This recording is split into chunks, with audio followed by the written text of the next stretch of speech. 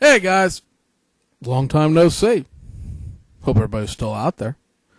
I got two things I want to say before we delve into the actual video this week, or well, for the end of this month, or the end of this year, however you want to look at it. One, in the video we did 2 weeks ago on the December releases, I had some incorrect information that I would like to correct. The Ravello Acura Integra, I said was like a dual-use plastic die-cast tool and was a curbside, and I was wildly wrong about that. I admit the hubris of basically using the information that someone else had told me about the kit a long time ago. It is a kit I personally have never owned, and if I could remember who it was and where it was that the person told me that stuff, I'd go back and find them. So it's my own fault for not actually going and looking the stuff up and just presuming that I actually knew what I was talking about. But the kit is, in fact, a plastic kit. It was never a die-cast at all. It is 105 parts. It is full detail, complete engine and everything. 4 sets of wheels. There are new decals in it, like we said. So, we're trying to do the most accurate show we can as far as providing you with the best and most up-to-date information, although most up-to-date might be a little dubious after not being around for 2 weeks. But, so my apologies for just, assuming rather than actually verifying the information. May fall into one of those, oh, crap, now I got to buy that kit categories because, oh, crap, now I got to buy that kit. I don't have to do anything, I suppose, but it's certainly something I'm interested in now that I actually know what it is that I'm purchasing. And the second one is apologies for not getting videos up. I had planned to, of course, do videos for the last couple weeks on the normal weekly schedule. However, right around the time that we should have filmed the video 2 weeks ago, I got a change of schedule dropped on me at work, and it made me, instead of working basically 19 hours every 2 days, I started working 24 hours every 2 days, which doesn't sound like a giant increase. It's only about 5 hours, or about 2.5 hours a day. But that 24-hour period ended up only giving me about 12 hours of off time between shifts, and instead of like 20. So it got to the point where I was just running ragged between actual real life situations with having to deal with family and actual real life and jobs. For people who haven't caught on yet, I work as a contractor for the Postal Service, meaning I pull mail from one large postal sorting center to another. As you can imagine, in the U.S. Postal Service right now, Wayne over Winkster's Workshop can certainly vouch for this. It's a little busy right now. And what used to just be either an empty pull or a pull of empty equipment, which was known in the service as MTEs, mail transportation equipment, the rolling stock that the mail itself goes on into the trailers, got swapped into actually bringing mail back to the Pittsburgh area. And that has just really thrown everything out of whack for the last 2 weeks. Fortunately, I believe we have one more run of that coming up here right before Christmas on Tuesday, and then that will be that until next year. So, we're going to have this video. We may or may not put out one more stash report video for the year. It all depends on what comes out this coming week, because on Tuesday, the 23rd, Japan will have a national holiday for their Christmas. It is not our Christmas. It has nothing to do with any Judeo-Christian religion. It's their own thing. After that, the following week, they go on winter break. For those people who have been here since summer, you know that they get a summer break. So they get 2 breaks a year, pretty much everybody. I mean, obviously cops and firefighters and doctors and stuff still have to go to work. But the large majority of people get a summer break at the end of May, beginning of June for Golden Week, and then there's a winter break around New Year's. So since everybody in Japan will be on vacation from basically right after Christmas until right after New Year's, they'll all be coming back to work on the 5th. They're basically getting the same amount of time off work that my kid is for school. There won't be anything to talk about come next week, the week after Christmas, in regards to kit releases. So we may do a show sometime next week after Christmas. If there's anything, there's about 3 or 4 more things that are still pending out of Asia, and of course the U.S. domestic-based kit issues. I got to get to a hobby shop and actually check for that stuff.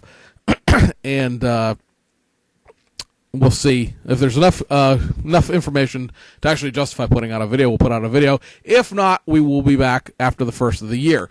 Now, that doesn't mean the channel is going to go dark for 2 weeks. We're going to start doing some of the other stuff that we were talking about. I think I've come up with a, well, not a slogan necessarily because I haven't done any of the artwork for it, but a thing. What? Whack! Knock the microphone off. What we're going to call the other side of the channel as far as, this stuff is the Stash Report from the Stash Project, which is a Facebook site. But the stuff that we're building the models for, well, we'll go on the Stash Project because that's sort of what the Stash Project is about, all about, reducing your stash and building models. I don't want to, I'm not going to probably upload any of the stuff other than maybe the in-progress photos to the Facebook site, just simply because, the people that are in the Stash Project, for the most part, are accomplished or at least, be above average builders, and they don't need, basic building techniques, and, or really are they all that particularly interested in following me as I build model kits step by step, because most of these people I'm friends with in real life, and they already see the stuff when I work on it step by step, so they don't need to see it twice. So that'll probably only be on stuff like the Styrene Syndicate over on Google Plus and on the YouTube channel itself. This whole mess behind me is going to get reorganized over Christmas break. And I guess that's about it. My voice is a little shot right after this Christmas schedule at work started. My kid brought something home, got my wife sick, and then she got me sick.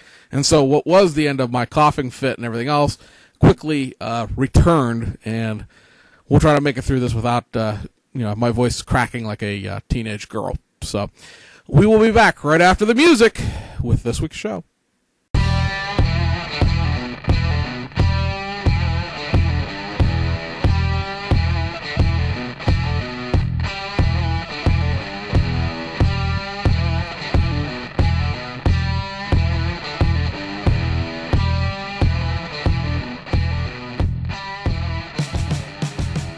Hey, welcome back. You've decided to continue to join us for another exciting episode of The Stash Report from the Stash Project. It's the 21st of December 2014. That makes it a Sunday. This is not our normal video day by any stretch of the imagination, but better late than never. Or maybe this is a day late and a dollar short. But we're still here anyway.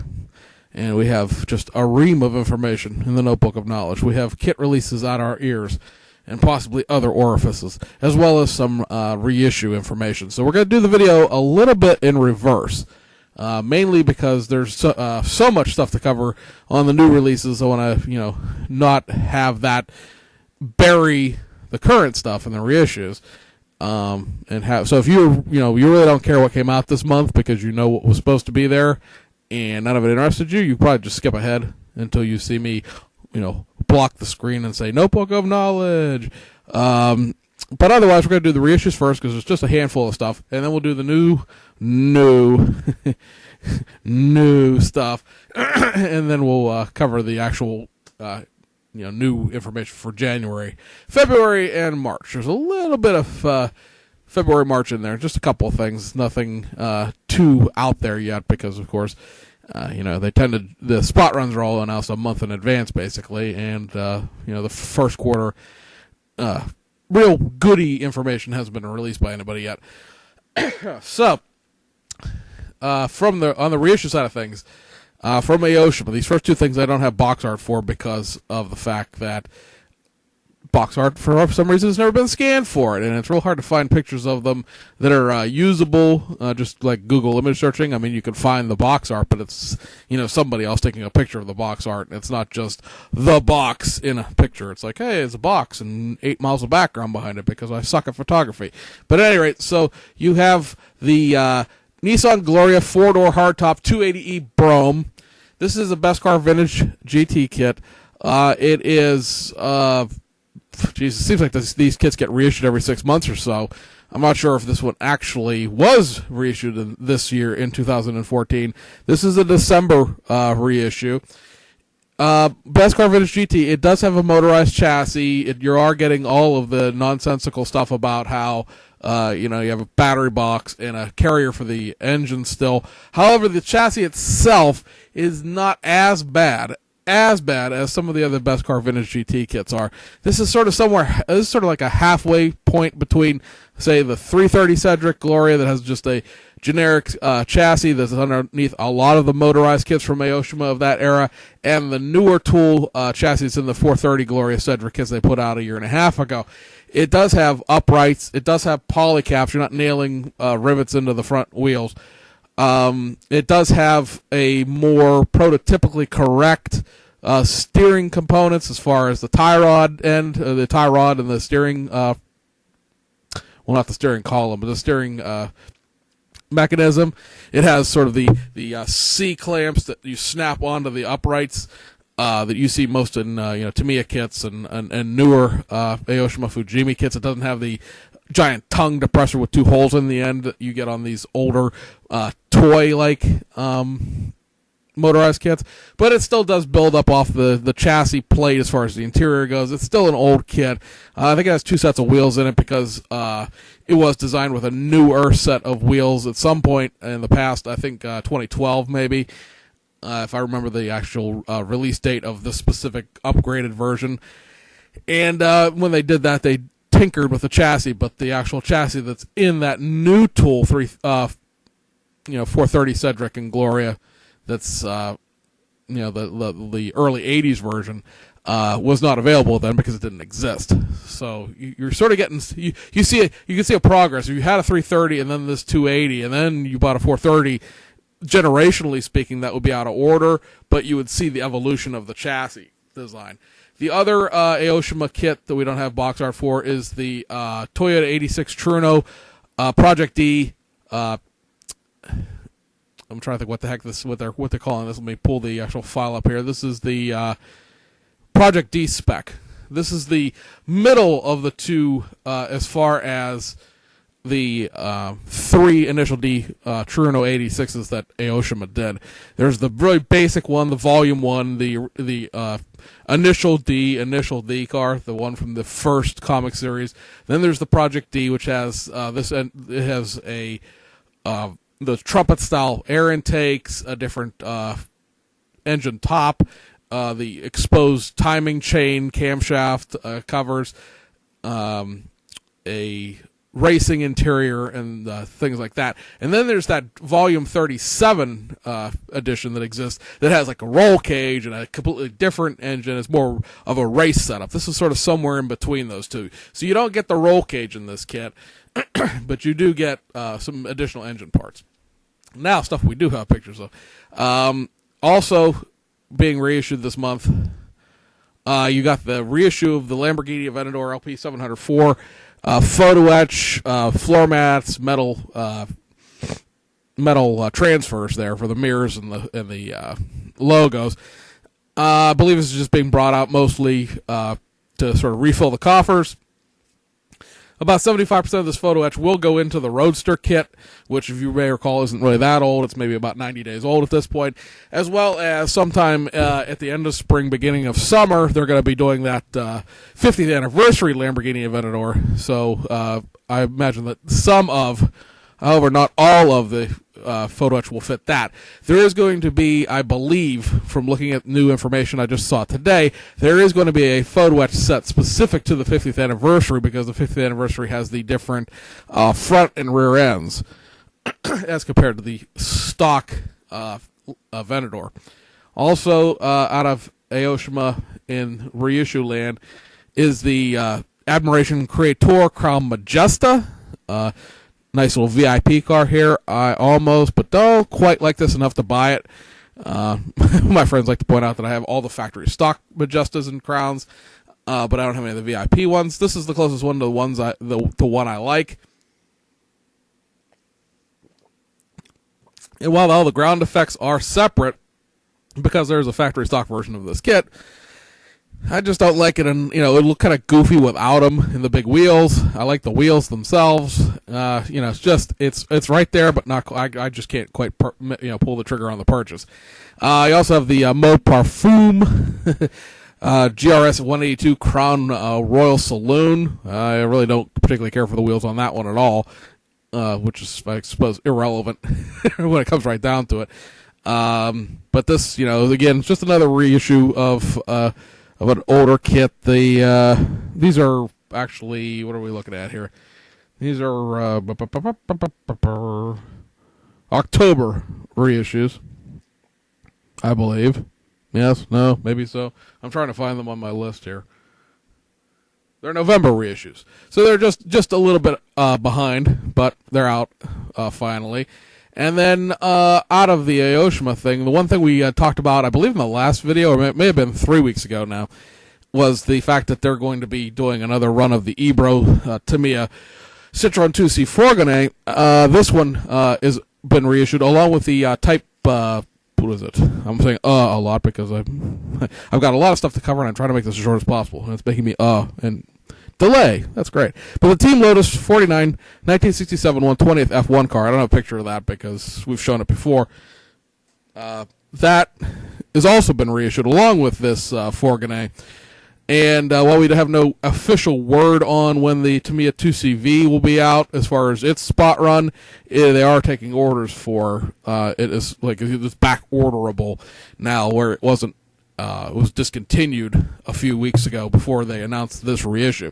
So the Fourgonnet is out already. So that is a reissue, and it is out. That moves us, I guess, on to the new stuff. There's a bunch of new kits that are all in that area of new, meaning they're all old enough or changed enough as far as the manufacturers are concerned to be given new stock numbers, and they're coming out being shown as new kits. There's, let's see, 1, 2, 8, 12 from Fujimi, 1 from Tamiya, and I guess 5 from Aoshima. So it was a productive month. Pretty much everything that was supposed to come out has come out. There's a few things that are missing here and there. That's why we're talking about we may do one more video at the end of the year, or we may not. It all depends on if those missing things come out or not. But we'll start at Tamiya because there's only the one thing. At Tamiya, everybody was sort of waiting on this. This is the Gazoo Racing Toyota Racing Development 86, 2013 Toyota Racing Development Rally Challenge. I don't know why the C in challenge isn't capitalized, because technically I believe this would be a proper name, yes?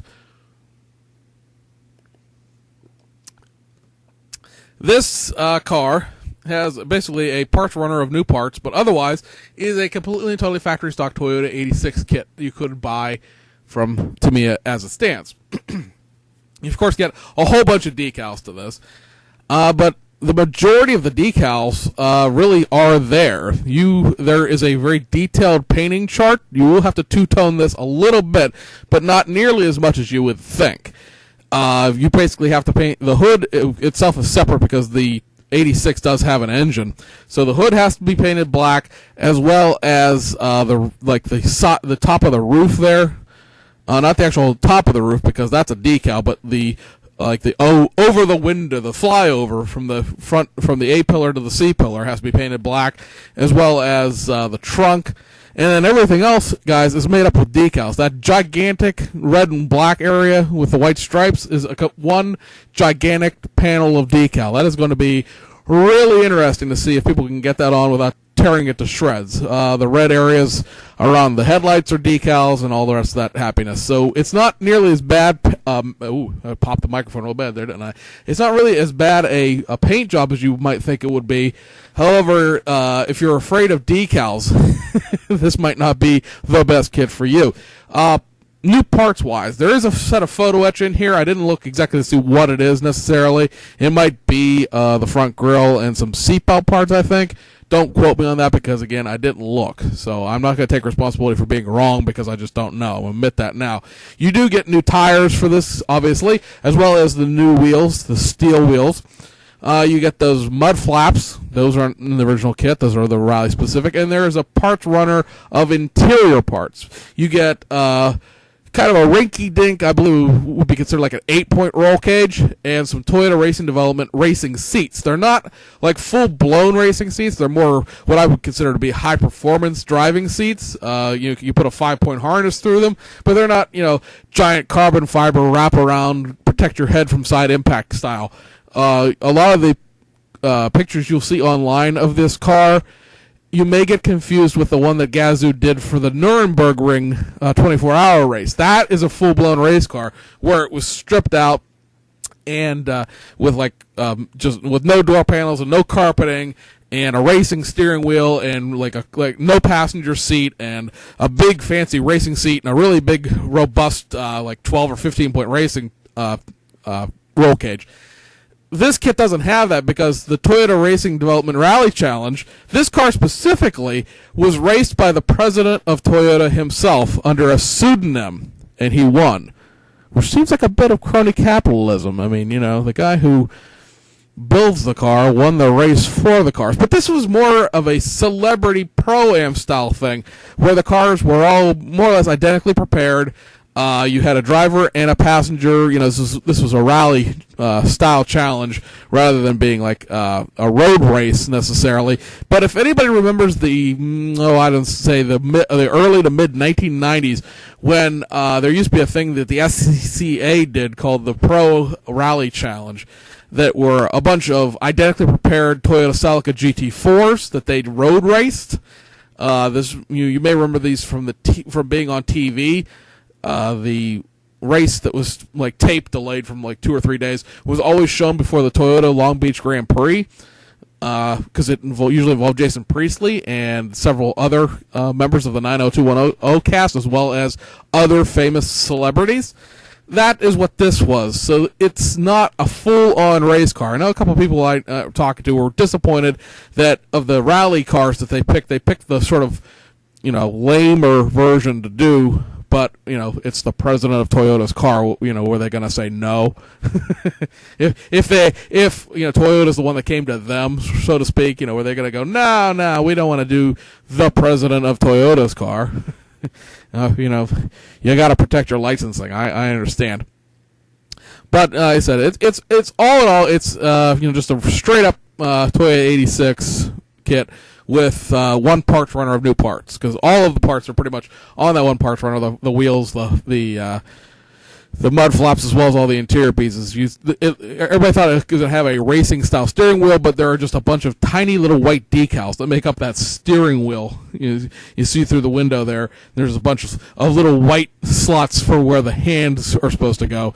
Those are just a bunch of little tiny decals. So, like I said, decal challenge is what this is.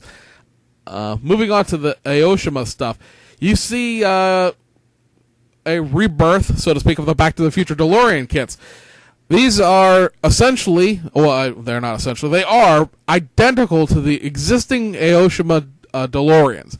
Now, these are not like repops of the Polar Light Snap kits. However, I believe AMT at some point did offer these, much like they did the Lexus LS400. Or at least I seem to recall there being an AMT DeLorean at one point, long before Round 2 and Polar Lights got involved. Maybe I'm just confusing myself. But there are 3 kits, 3 DeLoreans, one for each movie. And the key thing about these are there used to be a whole pile of photo etch involved. I think the engine exhausts on the first movie car, for example, were entirely photo etch. The photo etch is not in these kits, which makes them cost about $10 to $12 less than the original kits, which puts these in the mid-20s rather than the upper 30s. And that's it. That's all that's different about them is they've been slightly decontented to reduce the price. I don't know that there was a demand for these because the ones with the photo etch were restocked recently everywhere. So it is simply about coming in at a lower price point, perhaps for overseas sales. I don't know. It's, it is what it is. But anyway, you got the first movie, you got the second movie, and you got the third movie. The third movie does still include the giant wide white walls, as shown on the box art, from the beginning of the movie, and it still comes with the railroad conversion and the little section of railroad track base that the railroad conversion goes on to. Other Aoshima new kits, quote unquote, that have come out are the convertible that's not a convertible Fairlady Z version ST. I was very disappointed because I thought they were going to legitimately make this into a not a top convertible. However, the convertible part of this is you can make this into a 2005 or a 2007 Fairlady Z. The differences appear to be the hood. That would be the convertible part. The hood that's, as shown on this box art, is the 2007 hood.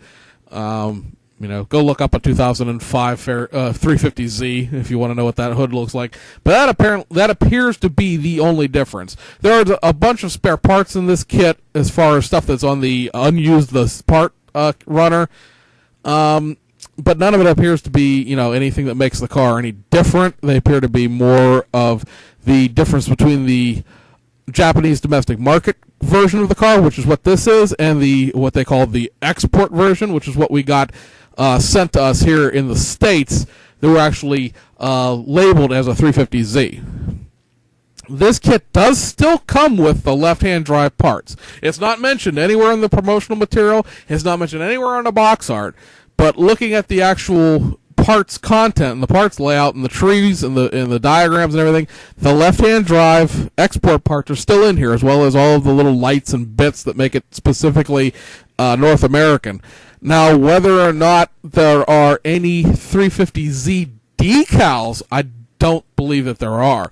You could, of course, claim that somebody, just took all of the Nissan North America stuff off and put the Japanese Fairlady Z stuff on, to be cool and, a JDM fanboy, but I don't believe in the kit itself you're going to get those pieces. The other one, and this is sort of the neat thing as far as I'm concerned, is this Mitsubishi Pajero metal top wide XR2. This is a little two-door Pajero. There are like three versions of the Mitsubishi Pajero. You got like the little XR2 Junior, which is a little K car. It's the one that Fujimi reissued a couple months ago. This one, which is about the size of, say, a two-door RAV4 or a two-door CRV.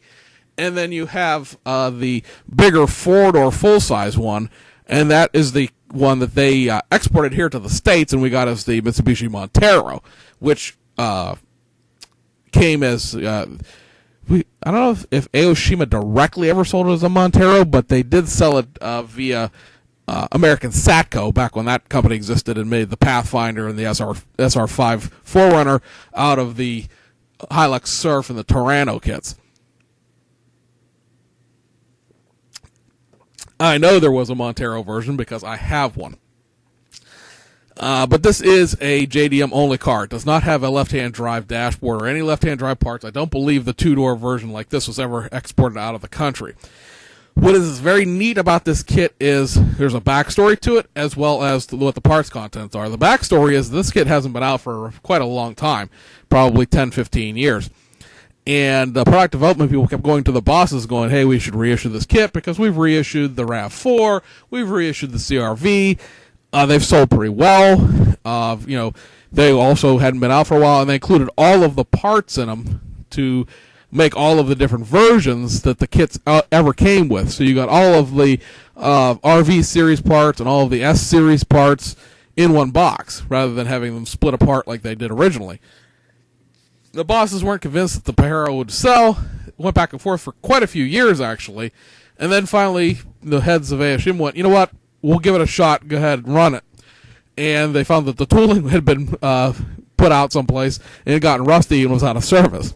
So that meant they had to go back, and sort of beg for some development money, so to speak. I mean, obviously there wasn't actual begging involved, but long story short is the tooling was all cleaned up and saved, and here's the kit. The Aoshima blog the other day was like one step away from begging people to buy this kit to support the product development people to prove that this one really is something that people wanted. What's neat about this kit, this is just a factory stock version that they're showing here on a box, is there are two sets of wheels in here. The wheels that are shown here as well as the S version set. There is a giant roof basket for this thing. There is a 4-light, like KC light, but of course they're not KC lights because it's not, American, but giant off-road driving lights roof rack. There is a not integrated, but a brush guard that goes in the front that has two driving lights. There's a giant steel. The best thing I can compare this to is a Texas bumper. If you've ever seen like a F-150 or a Silverado or a Ram pickup from Texas, it has a giant replacement aftermarket steel front bumper with driving lights integrated into it. There's one of those for this kit. The spare tire is a real rubber tire. It's not one of them crappy plastic solid things you got to try to make look into a tire. There's a ladder on the back that's optional, so you can reach the luggage basket on top. Like I said, this comes with all the parts that this kit has ever been issued with, all in one box. I love it when Aoshima does this stuff. Fujimi's been doing it a little bit lately too, but I love it when they reissue everything in one box, because if you're interested in a kit, you're like, oh, I like the Pajero, but I really like the off-road looking one. I like the one that has the roof basket and the off-road lights. First of all, that's a really hard kit to find. There aren't that many of them floating around for some reason. I mean, they're out there on eBay, but you got to, wait your turn basically to get one at a halfway decent price. But like I said, the RAV4 was like this. The CRV was like this. I love it when they just take all the parts and chuck them in one box. I suppose the people, 15 years ago feel a little ripped off because they bought 3 of them in some cases. But, for us now, hey, past is the past. Move it along, folks. And that should bring us to Fujimi. Now, Fujimi had 2 racing kits that came out, and we'll go over those first. One is this 1/20th scale F1 kit of the Tyrrell P34 1977 British Grand Prix, most famous F1 car as far as I'm concerned, because it's that 6-wheeler version. Because, if 4 wheels are better, 4 wheels are good, 6 wheels, they must be better. This is just a straight reissue of the kit. Just sort of a renewal packaging is what they tend to call these when they just, put new decals into an existing kit. It is full detail and all that RSS stuff, but it's 1/20th scale too.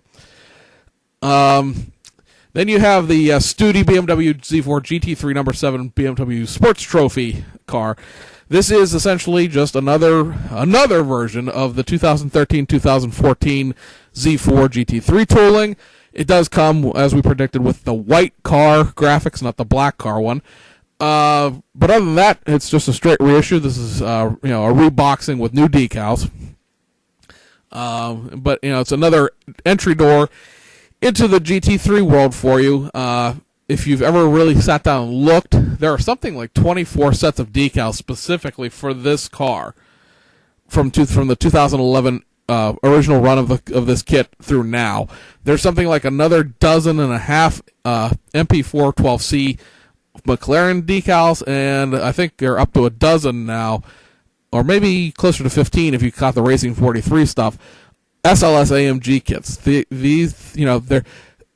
Fujimi's almost releasing these to make sure there's still a supply of them, because a lot of people, myself included, are getting. Well, I bought one of these because I want to make this car, but if you have a bunch of these decals, you need these kits to build them with. So they're blanks at that point, or what we in the law enforcement custom building community call blanks. All the cars, you're just going to build them with different decals. You don't care what the box art is.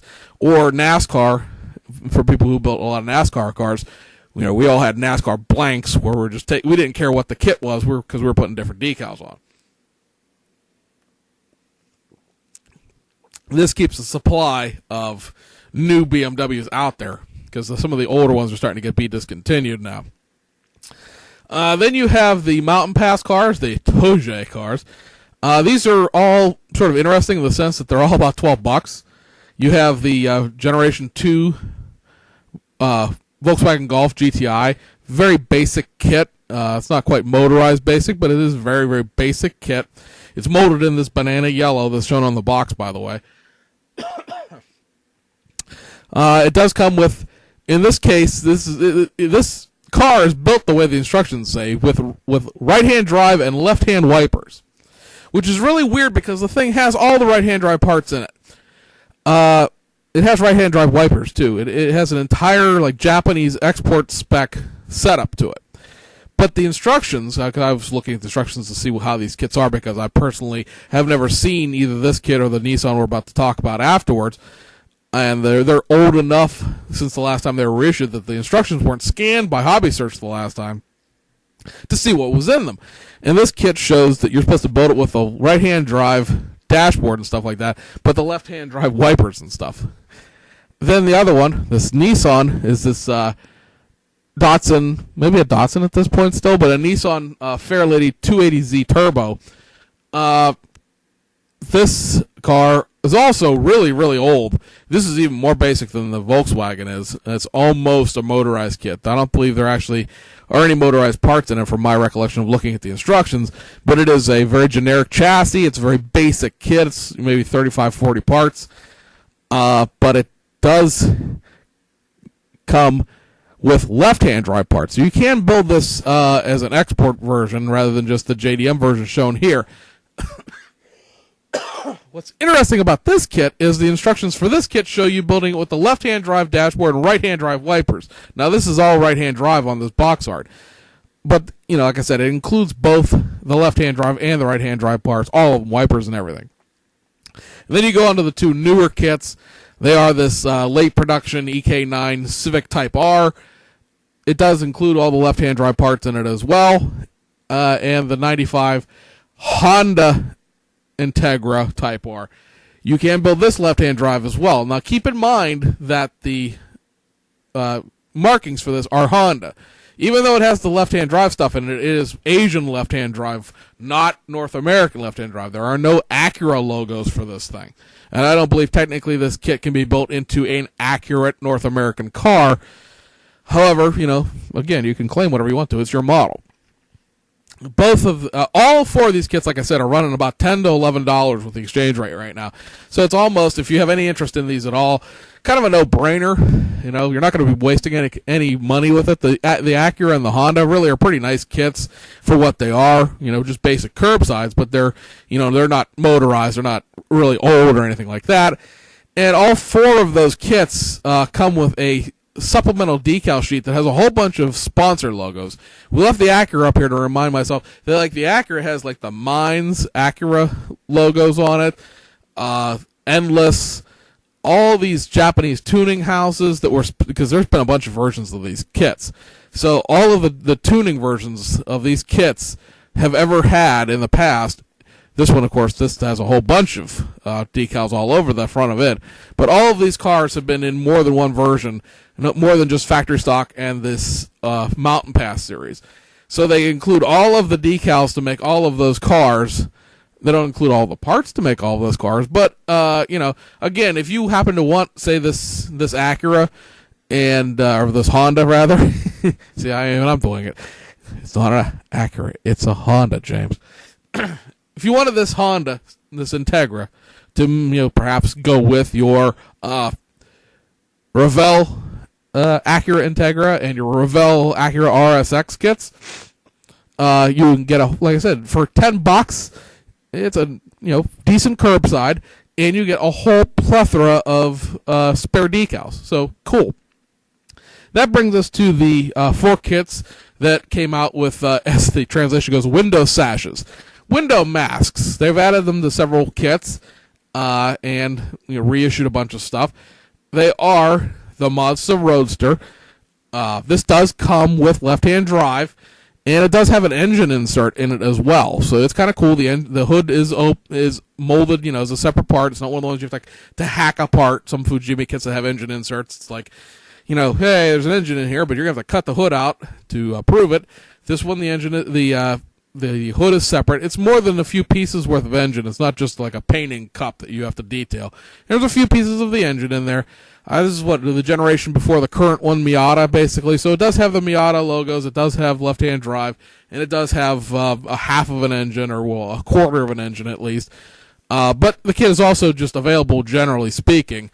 If you don't want to pay the extra couple bucks for the window mask for the front window and I guess the two little side quarter windows, it's available for a couple bucks less, unless they've discontinued that altogether. Another kit that's available, unless they've discontinued it recently, is this Nissan Stagea RS4V. There's been probably 6 or 7 kits of the Stagea. They've really reissued it as a fire chief's car and a bunch of different stuff. This one is sort of the basic factory stock version. It was available for, I don't know, like 15, 16 bucks. Now with the window mask, it's like 18 bucks. So again, the window masks are adding a couple bucks. The way you tell the box arts apart is this one has this little blob of yellow with Japanese script in it. That basically says with window masks. And that's how you tell whether or not you're getting one with the window mask and one not, because otherwise the box arts are identical. And then the two kits that haven't been out for a little while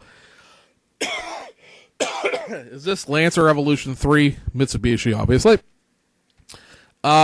It's molded in white, I believe. I don't believe it's molded in this banana yellow. I don't remember. I looked at the box contents last week when I thought I was going to do this video, and I've forgotten. I should have looked again. Hang on. I will look again. So, blah, blah, blah, blah, blah, blah, blah, yada, yada, yada, blah, blah, blah.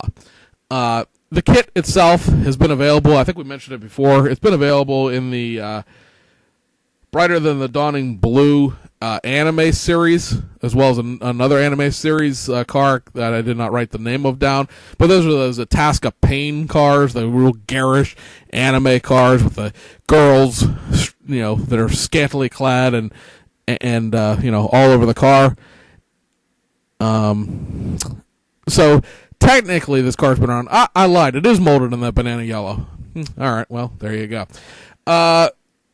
You get a couple of extra. I've got the screen up here. You get a couple extra graphics here that are not specific to the GSR version of the Evo 3. But this is the first time it's been available. It's just a street factory GSR kit for probably like 15 years. It seems like, anyway. Probably at least 10. And then the other one that hasn't been around for a long time is the Lancer Evolution 9. I believe the last time this kit was available was when this car was actually on the street. And that's going back a while when you think about it, because that was an early mid-90s when the Lancer Evo 9 was around. There never seemed to be too many tuner series versions of this kit. It seemed like there wasn't any kind of, demand in that sense. You get the Evo 7 kit that Fujimi did, and there must be like 15 versions of the kit between all the different tuning versions and all of the rally versions and everything like that, but there was never that seeming demand for the Evo 9. The Evo 9 is molded in white. It is not that silver. I am actually looking. It is not. So this is the first time the GSR version of the Evo 9 has been available, probably since this car was new. So that's cool to have back, because the Evo 9, just finding an Evo 9 kit on eBay was impossible. I've been looking for one of these for a while because it's one of the few gaps in my Evo collection. And believe me, I was delighted to see this one get reissued. Now, both of those Evo, the 3 and the 9, have window masks. The little blob, the yellow blob down there in a box saying with window masks. The sort of downfall to the Evo series as far as Fujimi goes is the fact that all of them have more or less the same chassis. So, there's some, parts that are specific to each of the kits. A friend of mine really hates that Evo 3. I say, well, what is your other choice? Because there is only one other Evo 3 kit, and that's the Hasegawa one. The Hasegawa one hasn't been issued in probably as long as the Fujimi one has been issued as a street factory stock car. This reissue of this Evo 3 from Fujimi, as lackluster as it is, only costs like $16. A Hasegawa Evo 3, if you can find one, is probably going to run you north of $50. I mean, there's always the possibility that you'll catch one from somebody who, just is trying to liquidate out their kit collection, and they don't care what the things are worth. They just want to get rid of stuff, because that tends to be how I buy out of production Japanese kits. I just sit and wait. I've waited a year and a half on certain kits to get them for what I feel is a reasonable price. I'm not paying $100 for, say, a Tamiya Revell of Germany 325i. I only paid like $25 with shipping for mine. I know that's like a screaming deal, but it also took me almost 2 years to find one at that price. So, if you're going to eBay your out-of-production Japanese stuff, you got to be patient and not just buy the first one you find. And really, the last Evo 3 I've seen sold went for over $40 because I was bidding on it, and it went over 40, and I was like, I'll just take the Fujimi one and make the best of it. It'd be nice if Hasegawa would reissue it, but they have their priorities, and right now reissuing the entire Evo series doesn't appear to be part of it. So you've hung on this long. If you're fast forwarding, the part you're waiting is fair. Time to break out the Notebook of Knowledge. Yes, ladies and gentlemen, the Notebook of Knowledge, bringing you all of the future. We are still waiting on the Hasegawa 1600 GT, the Celica with, they're calling the box art now, with steel production wheels. This is the limited edition kit that will have the actual factory wheels in it rather than the Watanabes, replacing your need to ever buy one of the best car vintage GT Aoshima kits. Sorry, guys. But it's true. One thing before we go any further, there was a carbon fiber set for the Toyota 86. It is not related to the Gazoo racing car in any way. It is not part of it. It doesn't go to it. It's just a Toyota version of the Subaru BRZ carbon fiber set kit that they did for the Street Custom. It's identical in every way, shape, or form except it has Toyota logos. I don't have pictures of it. Almost forgot, but now I remembered. So anyway, the Hasegawa Civics, the STI, ETI, and the Sear 2 have been pushed back to January. Don't know, have a date on them, but just January. The Hino Super Dolphin dump truck is the missing Fujimi kit from last month. Right now, the corporate website says it's coming out Christmas Eve. So if you have one of those on pre-order, Merry Christmas to you.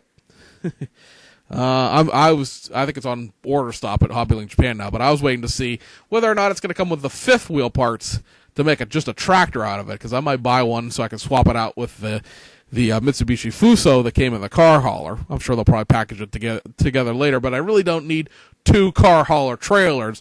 Just a tractor would be good. We're still waiting on the Loctite number 41 GTR from Aoshima. The Golf car, the one that if you look on Aoshima's Facebook page, you'll see pictures of it. The Golf number 41 car is a export market kit only. I don't remember if I mentioned this in the December release or not, so I'm saying it again. The only way you're going to be able to get that kit is like through Hong Kong or Europe, or wait for it to show up in the States. And that's pretty much it. There's a couple more things in the Aoshima stuff, but it's more just spot runs to fill in space. Now, we have January information. We got February information. We got March information. So, starting in January, Aoshima's spot runs for January will include the 2011 Subaru Sambar World Rally Blue Limited Edition. The kit itself is not limited edition, but the actual Sambar was. It was painted the World Rally Blue that we all associate with the WRX STI cars. There were only 500 of them initially supposed to be made. Demand was such that another 500 were done afterwards. So 1,000 of the little K trucks. If you've seen ELP modeling recently, Elliot over there in England, he just did a review of the supercharger. This is the same kit. It is molded in blue, although I don't know if you could really polish it out into something that looks presentable because of the multi-piece nature of the body. But, it comes with the limited edition decals and all the rest of the nonsense. But otherwise, it's just a straight reissue of the Sambar, just molded in blue and designed as this limited edition car. It was just a way for, Aoshima to sort of expand the tooling out a little bit. You have a reissue of the Nissan Bluebird Autobacks Turbo Silhouette. If you remember, a little while ago, they did a reissue of the 7th generation Skyline from the 80s, a silhouette race car. You may or may not go. I don't even know where that is in the history at this point, because Aoshima's reissues have been what they are. But this is another Best Car Vintage GT race car, sort of a Japanese touring car kind of thing from the early 80s. You're going to get 3 20-inch VIP wheel sets. Those will be the Professor VF1s, the Varanzia Schwert SC4s, and the good old reliable BBS LMs. So those are all coming out in January. I got a set of the LMs on order because I have a VIP version of a Lexus that I cannot find the factory stock version of, and I'll be danged if I'm using the ugly ass wheels that came with it, so the BBSs are going to replace them. And then you have 2 detail upsets. You're getting a reissue of the Murcielago street car, because there was no photo etch for the race car. This is the street version. So there's a reissue of the Murcielago photo etch floor mat detail upset, as well as one for the Countach LP400. I believe that it will also is considered to be a quote-unquote generic detail upset, in that most of it will fit the LP5000 as well. And I believe that you're seeing that one reissued now because there is that 1988 spec fuel-injected version kit coming in the first quarter. No release date on that, or the 50th anniversary Aventador yet. They did show some more shots of the pre-production test shots today on Aoshima's blog, but there's been no... All they keep saying is that when the weather turns warm, they'll be coming out. So I don't know if that's really going to be the end of the first quarter or the beginning of the second quarter, but it all depends on what they consider to be warm. I mean, today's the winter solstice. If winter officially starts, it's not too bad a day. It's mid-30s here in Pennsylvania.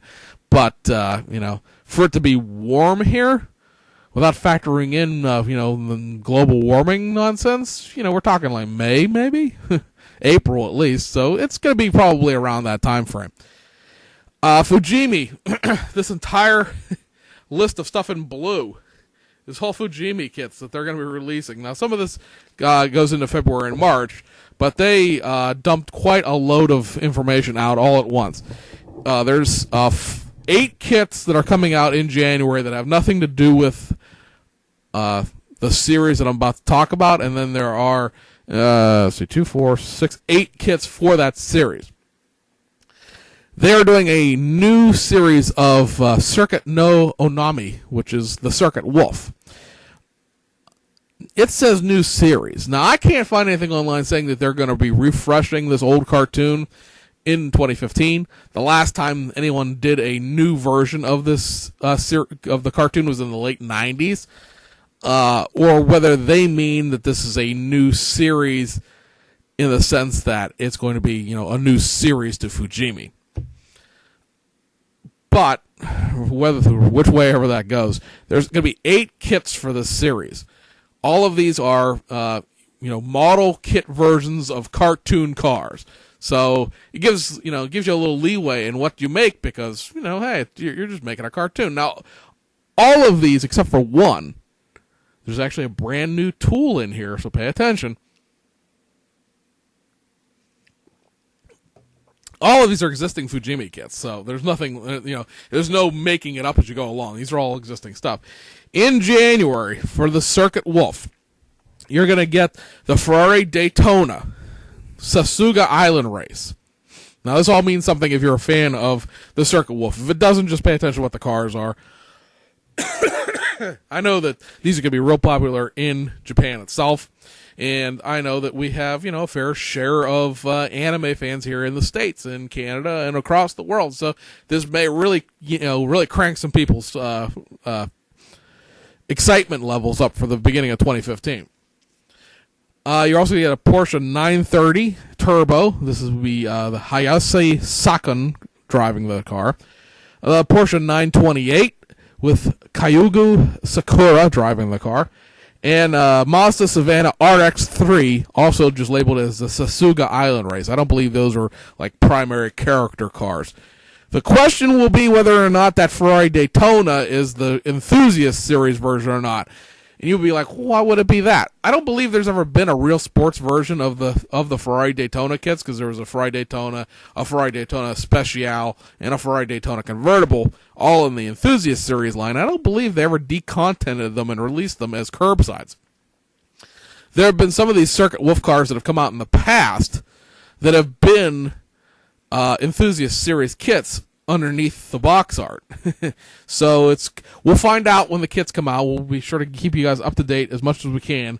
The prices, because of the way the exchange rate is, and that Japan's in a recession and everything, it's hard to kind of tell, whether or not the price is because it's an Enthusiast Series or because of the licensing involved to make the Circuit Wolf kits.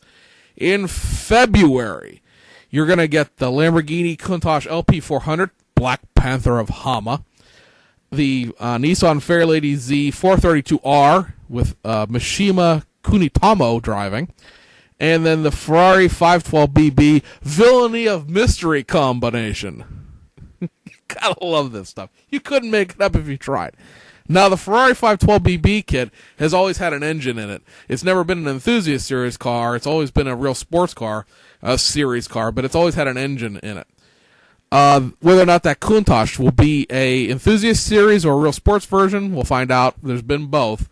They just reissued the enthusiast series not that long ago, so there may still be parts laying around for that. The one brand new tooling kit, and this is supposed to come out at the very end of March, is, I believe this might be the lead character's car, or it's what is new about the series anyway, is Habuku. Jeez, I can't write my own writing. Let me pull this up online so I don't butcher it all the heck and back. But it is a Lotus Europa Special. Now, why I just looked at you that way is because this is sort of one of those things that answers a question that nobody was asking, as far as I'm concerned. Now, I realize that for the people in Japan and for fans of the Circuit Wolf, this is major news. This is something that everybody's wanted for a really long time. It's, the kit, this kit didn't exist, so it's Habuku Yuya. Ah, there we go. So Habuki Yuya's, or Yuya, Lotus Europa Special. Brand new tooling. Now, not how brand new, it doesn't exist, but how detailed this kit is going to be will be the question. Because it is one of those cars that would fit in the enthusiast series genre. It's a European sports car. It's from that genre. It's from that age bracket: Countach, Ferrari Daytona, BMW 6 Series. It's a little older than the Dino, or a little newer than the Dino Ferraris. Well, they're not technically Ferraris, but they are the Dino kits. But it fits into that sort of niche that the Enthusiast Series was. Now, there has not been a new Enthusiast Series kit since the Enthusiast Series kits have come out. So chances are it's not really going to be an Enthusiast Series kit, especially not for being like a cartoon car. Will it be full detail? It's hard to tell. Fujimi's sort of been hit or miss in the last 2 years. Now, I realize that we've only been doing this show for 6 months or so. But if you followed Fujimi in general, or you know me personally, or whatever the case is, and you know how I feel about Fujimi, or you just know how people feel about Fujimi in general on forums, which might be a little harsher than reality, you know that the kits that they've made the last 24 months have really been just wavering in quality. The Veneno. Really nice kit if you get the one with the engine. If you get the one with the painting cup mixing tray thing for an engine, that's kind of disappointing. But they did make another version with like a 16, 18 part engine insert, because there's really no bottom, because the car is just a flat panel on the bottom, so there's no oil pan, but you don't need one because you couldn't see one anyway. Decent kit. Was actually a pretty nice kit. It doesn't assemble. The Veneno in general is a bunch of lumber nailed together at odd angles. So I can't say that it assembles poorly, because I haven't had any problems with assembling it. It just goes together weird because the car is weird. But the Ferrari F12 Berlinetta, full detail Ferrari kit, but the seats are molded to the floor. The seat bottoms are molded to the floor. It makes it real hard to paint the interior. And the doors open on it, which, makes it really weird the way the interior ends up being constructed.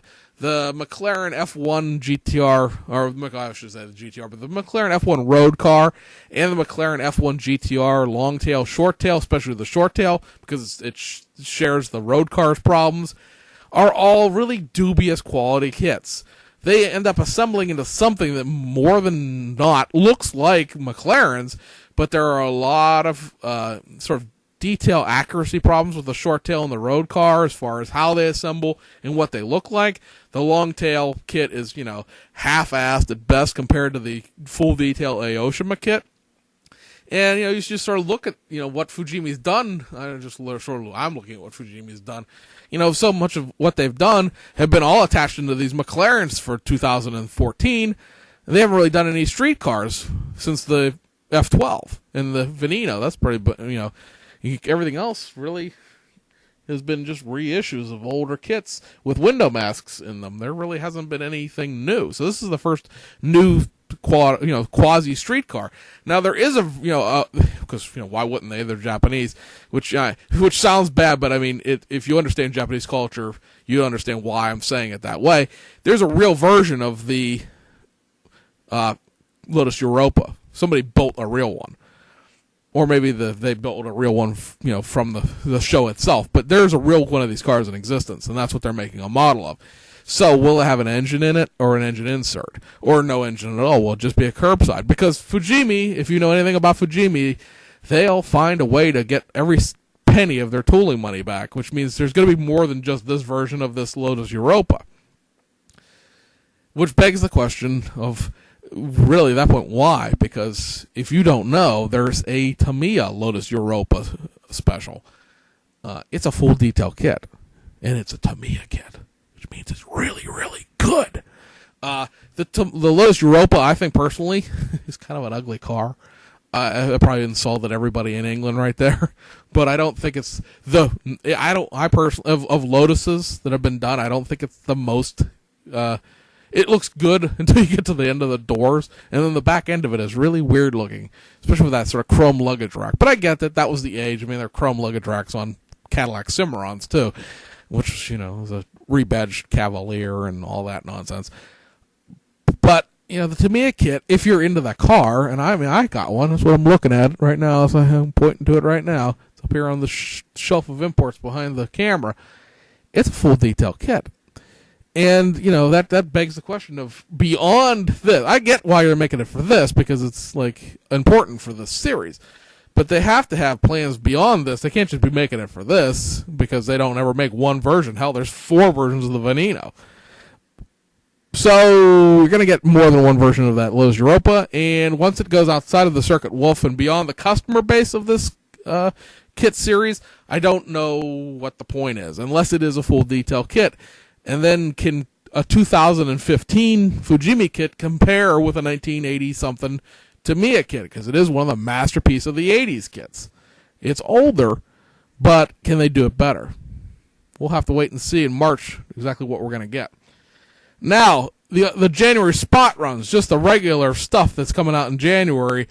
You got 4 Porsche 917K endurance racing cars. And you may recall they just did one of these recently with the window masks in it. There is no comment as to whether or not these cars will come with window masks. They are existing kits, just new decals. All 4 of these cars have been done in the past, just not recently. Probably, again, another 10, 15-year thing.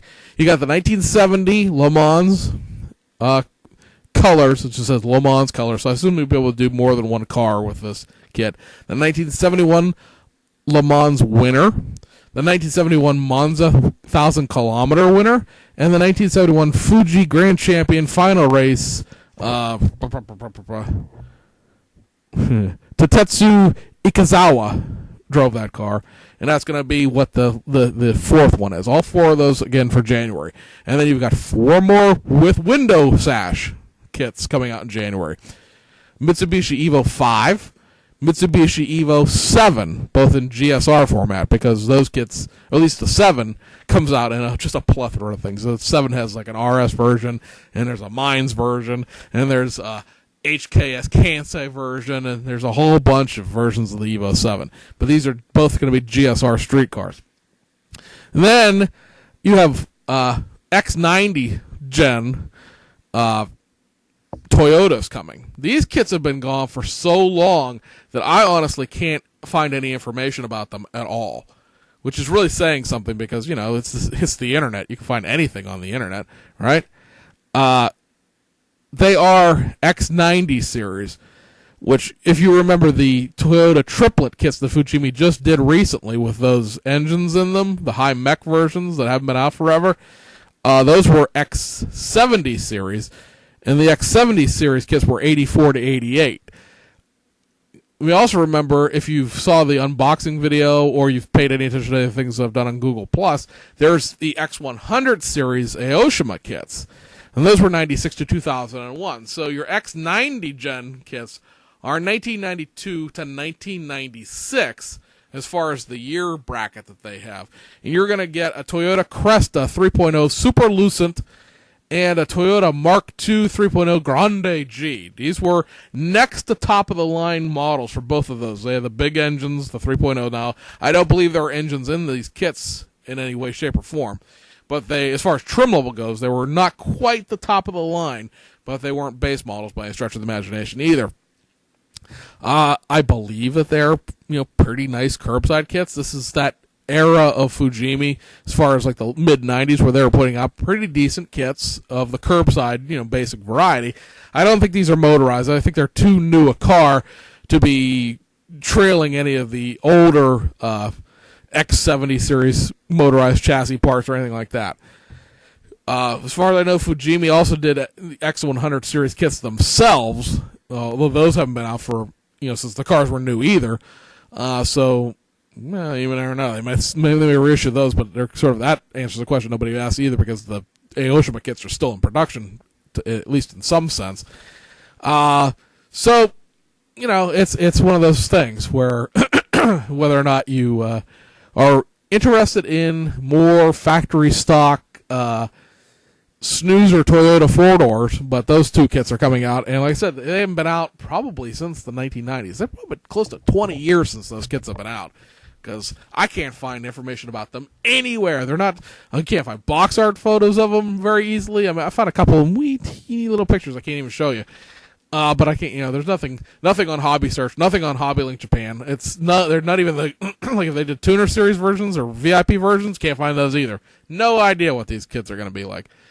And then one last thing, from February, an Aoshima spot run in February, they're going to be doing another run of their Daihatsu Copen Active Top. There were like 6 or 7 Daihatsu Copen kits that Aoshima has done over the course of the year. 3 of them were very aggressive tuner cars, the Pandora series cars, and then the other ones are all various versions of the factory stock car. There's like just a regular Copen, there's a Copen Ultimate, a Copen 10th anniversary edition, and then there's a Copen export model that had a left-hand drive dash and stuff in it for the Copens that got sent over to the EU area. The active top from those kits appears to, I think it has a couple of bits of interior that are different for that trim level, as well as having a completely different set of wheels than the other Copens, because the active top was a trim level, wasn't actually like anything special with the top. I think the top might have been motorized. Hang on, we'll go look. I used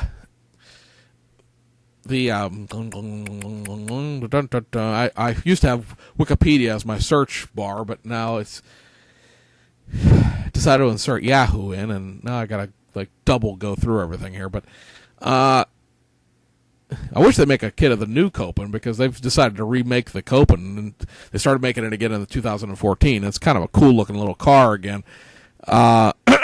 Excuse me. Blah, blah, blah, blah, blah. There's not really a whole heck of a lot of information here. I am disappointed. Well, the 10th anniversary stuff was our 2012 cars, because those were the 10th anniversary. They ran them from 2002 to 2012. Yeah, you know what? I'm not seeing anything about the active top in here.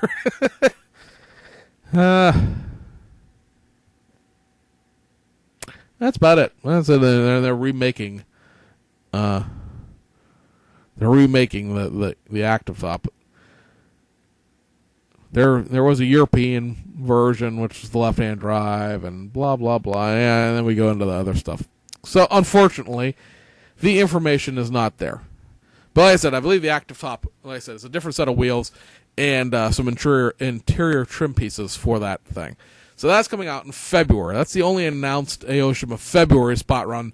It was announced by itself in the middle of the right after we did the last weekly video. So guys, we're at an hour. I should have done this as a live show, because now when I add the music and that intro I taped, we're going to be at like an hour and 10 minutes. So anyway, consider yourself caught up. Consider yourself well informed. We will try not to do this again in the sense of making another giant video. We'll try to make them on a weekly basis. At least it may be a couple weeks before we do another one, but it'll only be like a week's worth of information again. So appreciate your patience. I appreciate you hanging in there. And if we do not talk to you again, we wish everybody a Merry Christmas, Happy Holidays if you don't celebrate Christmas, as well as a Happy New Year. And we will see you on the other side of 2014.